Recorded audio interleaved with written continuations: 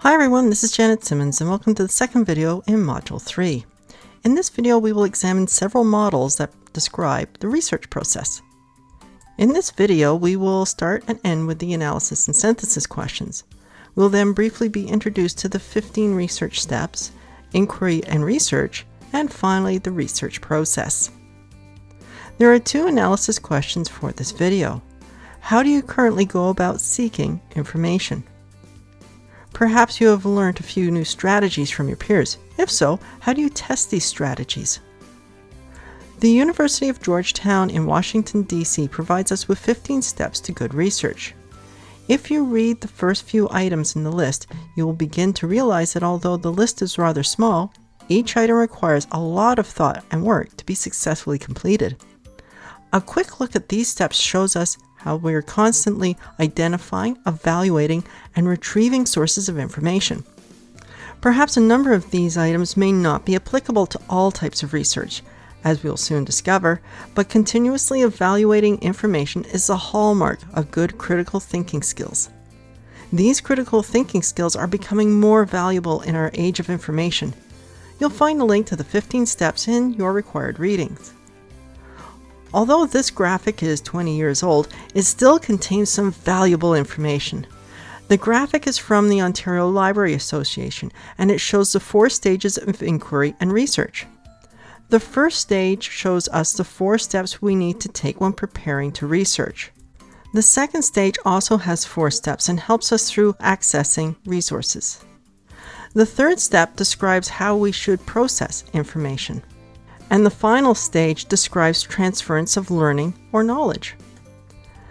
Additionally, the OLA provides us with another graphic that offers us a much more in-depth look at the inquiry and research process.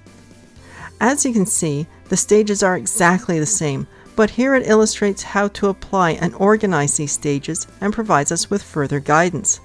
Again, a link to the site is provided in our required readings to help us gain a good understanding of the inquiry and research process.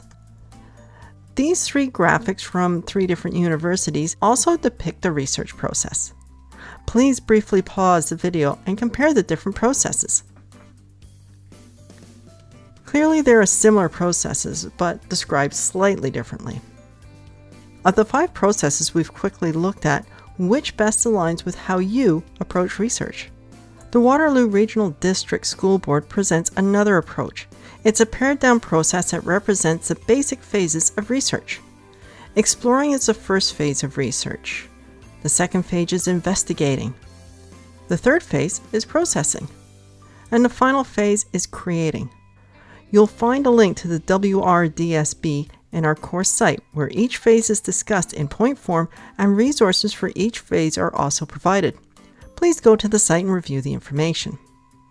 There are 3 synthesis questions for this video. It's up to you as a researcher and as an information consumer to find out more about these processes than what is presented here in the video. I suggest you continue reading about the models and find out which ones naturally align with how you prefer to seek information. Exploring, processing, and investigating are part of the information seeking process. Remember that it's not a set of rigid steps. There are many times that you will need to backtrack or redefine the information you're looking for. There are many ways to find and evaluate information. The key to information seeking is to keep an open mind and remain curious about your topic. Thanks for watching, and I'll see you in the next video.